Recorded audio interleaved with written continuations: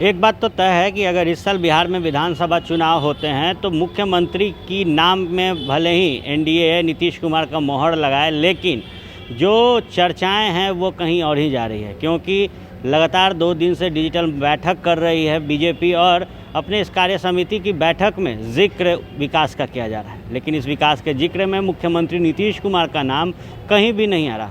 तंज अगर बीजेपी कसती है तो नाम लालू प्रसाद यादव का होता है, नेता प्रतिपक्ष तेजस्वी यादव का होता है। जो विकास के गुण होते हैं वो भाजपा के होते हैं, कार्य वो गिनवाए जाते हैं जिसमें मोदी का नाम सबसे पहले आता है। बहरहाल इस मौके पर एक बार फिर आज राष्ट्रीय महामंत्री बीजेपी के भूपेंद्र यादव ने तेजस्वी यादव को आड़े हाथ लेकर कहा कि जो विकास भारतीय जनता पार्टी ने की है वो राजद से कभी संभव नहीं था।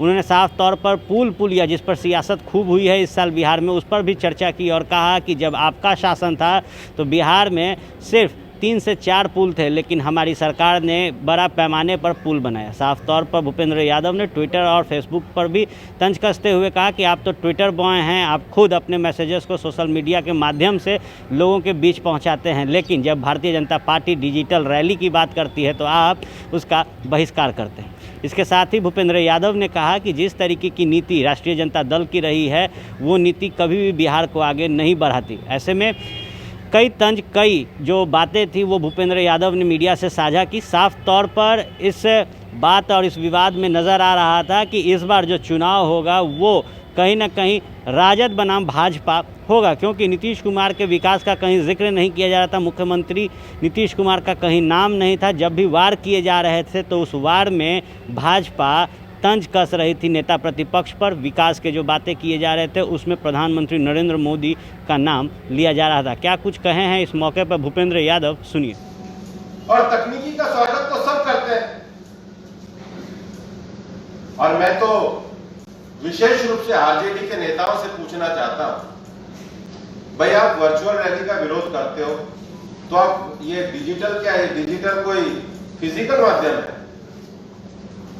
ये जो ट्विटर है ये फिजिकल माध्यम है, ट्विटर भी तो वर्चुअल है, फेसबुक भी तो वर्चुअल है।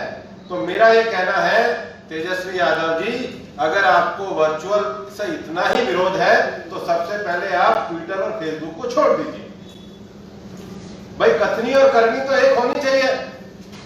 आपकी कथनी अलग है, आपकी करनी अलग है। इतने ईमानदार हैं तो जितने भी वर्चुअल माध्यम है उसको छोड़ दीजिए, करिए, जलाइए लालटेन। अब लालटेन की आवश्यकता बिहार को नहीं है, बिहार जगमगाहट में है, वर्चुअल है और वर्चुअल आगे बढ़ता है।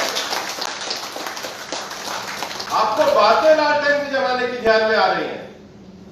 उपयोग पूरा करना चाहते हैं, चलाना ट्विटर चाहते हैं, जाना फेसबुक से चाहते हैं, मीटिंग वेब से लेना चाहते हैं, विरोध वर्चुअल का करते हैं। मुझे समझ में नहीं आ रहा है इनकी सोच क्या है। और आप बिहार के विकास की बात करते हैं। बिहार का विकास कैसा हुआ है इस डिबेट को खोलना चाहिए। तेजस्वी यादव जी, 2005 में आपके पिताजी की विरासत को लेकर आपकी माताजी जब सत्ता में थी तो बिहार का स्वास्थ्य बजट 278 करोड़ रुपया होता था। इतना ही होता था मंगल जी? स्वास्थ्य मंत्री जी भी कह रहे 278 करोड़ होता था। 15 साल में जब आपकी सरकार रही, आपकी संपत्ति में 50% की बढ़ोतरी हुई, और 15 साल जब एनडीए सरकार आई तो बिहार के स्वास्थ्य के बजट में 50% की वृद्धि हुई। 278 करोड़ का बजट आज 10,000 करोड़ रुपए तक जा चुका है।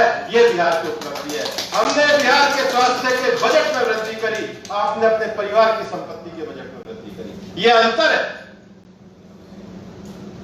2005 में जब आप सरकार छोड़कर गए थे, बिहार में 398 प्राइमरी हेल्थ सेंटर थे। आज माननीय उप मुख्यमंत्री सुशील मोदी जी बैठे हैं। 15 साल तक आज हम ये कह सकते हैं बिहार में प्राथमिक सेंटर की जो संख्या है वो 1,500 के आसपास, पीएससी और एपीएससी मिला के। हमने उसमें 5 गुना वृद्धि करी। करी है, आपने अपने कद में 5 गुना वृद्धि करी, हमने बिहार के प्राइमरी हेल्थ सेंटर में 5 गुना की वृद्धि करी। 2005 में बिहार में केवल 479 महिला हेल्थ असिस्टेंट, आज 20,000 से ज्यादा है। 2005 में आपके समय में लिटरेसी रेट में बिहार 40% से नीचे होता था, आज 60% से ज्यादा है।